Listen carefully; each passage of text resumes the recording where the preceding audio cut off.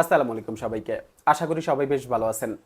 আপনাকে যদি একটা প্রশ্ন করা হয় যে বিশ্বকাপে আর্জেন্টিনার সবচেয়ে বড় দুর্বলতা কোথায়?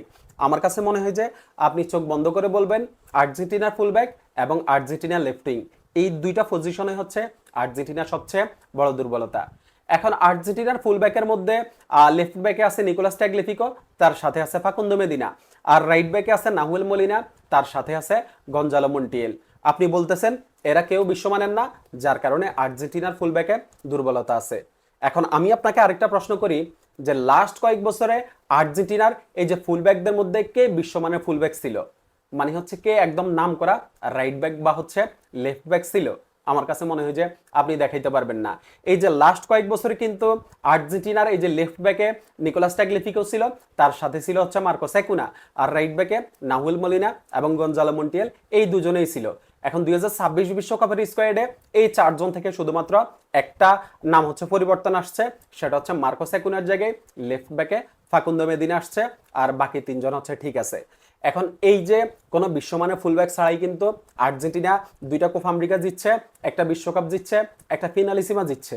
অর্থাৎ কোনো বিশ্বমানের ফুলব্যাক ছাড়াই আর্জেন্টিনা লাস্ট কয়েক বছরে একটানা সফলতা পাইছে। এখন আপনি যদি বলেন যে এই যে আর্জেন্টিনার ফুলব্যাকরা বিশ্বমানের না, তাহলে আমি কিছুটা হইলেও আপনার সাথে দ্বিমত আমি পোষণ করব। আপনি হয়তোবা ক্লাব ফুটবল দিয়ে আর্জেন্টিনার এই ফুলব্যাকদের হচ্ছে আপনি বিচার বিশ্লেষণ করবেন, কিন্তু আমি ক্লাব ফুটবল দিয়ে তাদেরকে বিচার বিশ্লেষণ করতে আমি নারাজ। আমি হচ্ছে আর্জেন্টিনার জার্সিতে তারা কেমন পারফরমেন্স করে আমি সেটা দিয়ে তাদেরকে বিচার বিশ্লেষণ করব। আপনি দেখেন নাহুয়েল মলিনা বা গঞ্জালো মন্টিয়েল বা হচ্ছে এই যে ট্যাগলিফিকো মেদিনা, ওরা ক্লাব ফুটবলে কিন্তু ভালো না করলেও আর্জেন্টিনার জার্সিটা যখন ওরা গায়ে দেয় তখন কিন্তু ওরা ওদের সেরা পারফরমেন্সটা হচ্ছে মাঠে ডেলিভার করে, ওরা ওদের সেরাটাই দেয়। আর সবচেয়ে বড় কথা হচ্ছে স্কালোনি সিস্টেম। স্কালোনি সিস্টেমে ওরা বিশ্বমানের ফুলব্যাক না হয়ে কিন্তু আর্জেন্টিনার জার্সিতে বিশ্বমানের ফুলব্যাকদের মতোই আপনার হচ্ছে সার্ভিস দেয়। স্কালোনি সিস্টেমের উপরে আমি ভরসা রাখি। স্কালোনি সিস্টেমের উপরে ভরসা রেখেই আমি বলি যে এরা বিশ্বমানের ফুলব্যাক না হলেও কিন্তু আর্জেন্টিনার জার্সিতে ওরা বিশ্বমানের ফুলব্যাক। ওরা জানে কিভাবে প্রতিপক্ষের উইঙ্গারদের থামাতে হয়। এখন আরেকটা পজিশন আপনি বলবেন যে হচ্ছে আর্জেন্টিনার লেফট উইংয়ে তো কোনো বিশ্বমানের লেফট উইঙ্গার নেই, কোনো জাত লেফট উইঙ্গার নেই। এখানেও আমি আপনার সাথে কিছুটা দ্বিমত করব। সেটা হচ্ছে আর্জেন্টিনা আসলে কোন সময় কবে হচ্ছে উইং বেসড ফুটবল খেলছে? আর্জেন্টিনা তো উইং বেসড ফুটবল খেলে না। আর্জেন্টিনার মূল শক্তি হচ্ছে তাদের মিডফিল্ড। মিডফিল্ড দিয়ে হচ্ছে আর্জেন্টিনা পুরো খেলাটা কন্ট্রোল করে। আর আমাদের লেফট উইংয়ে থাকবে হচ্ছে থিয়াগো আলমাদা। আমাদের ফার্স্ট চয়েস স্টার্টিং লাইন আপে থাকবে সেই থিয়াগো আলমাদা। ক্লাবে ভালো পারফরমেন্স না করলেও কিন্তু আপনি দেখেন আর্জেন্টিনার জার্সিতে যখন ও খেলে তখন কিন্তু ও ওর সেরাটাই দেয়। আর্জেন্টিনার জন্য যেটা দরকার সেটাই হচ্ছে থিয়াগো আলমাদা ডেলিভার করে।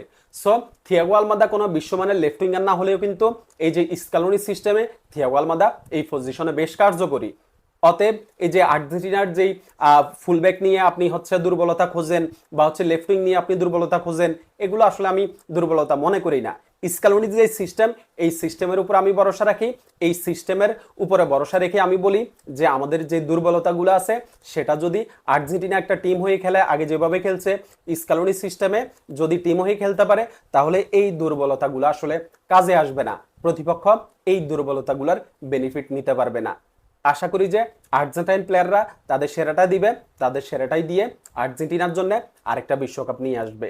শুভকামনা থাকলো আর্জেন্টিনার জন্য। ধন্যবাদ সবাইকে।